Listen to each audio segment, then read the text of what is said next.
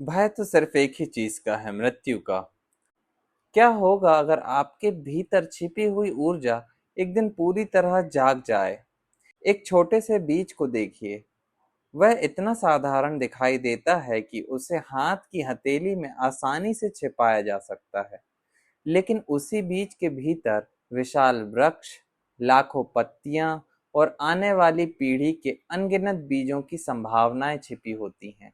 विज्ञान इसे संभवतः शक्ति या पोटेंशियल कहता है, जो अभी दिखाई नहीं देती, लेकिन सही परिस्थितियां मिलने पर प्रकट हो सकती है।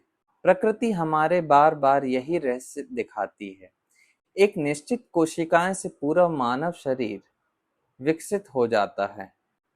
अरबों कोशिकाएं, जटिल अंग, विचार करने वाले मस्तिष्क और अनुभव करने वाला मन उसी एक सूक्ष्म शुरुआत से जन्म लेता है।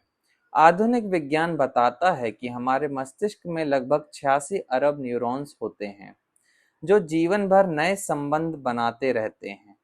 इस क्षमता को न्यूरोप्लास्टिसिटी कहा जाता है, अर्थात मनुष्य निरंतर विकसित होने वाली एक जीवित संभावना है। आध्यात्मिक परंपराएं भी इसी तथ्य को अपने ढंग से व्यक्त करती हैं। उनका कहना है कि मनुष्य केवल शरीर और विचारों का समूह नहीं, उसके भीतर जागरूकता का एक गहरा आयाम मौजूद है।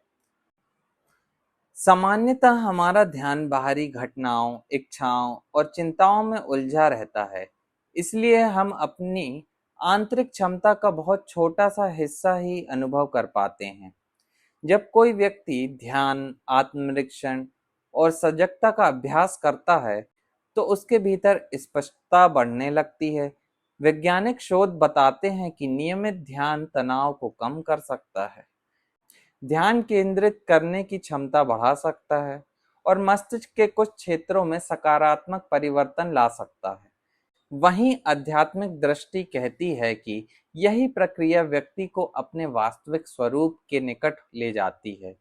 परमात्मा को इस संदर्भ में किसी दूर स्थित सत्ता के रूप में नहीं, बल्कि चेतना की सर्वोच्च अभिव्यक्ति के रूप में समझा जा सकता है। जैसे बीज का उद्देश्य वृक्ष बनकर अपनी संपूर्ण क्षमता को प्रकट करना है, वैसे ही मनुष्य का विकास भी अपनी आंतरिक बुद्धिमत्ता, करुणा, शांति, जागरूकता को प्रकट करने में है।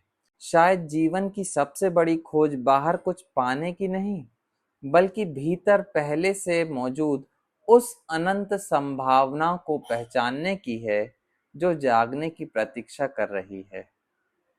धन्यवाद।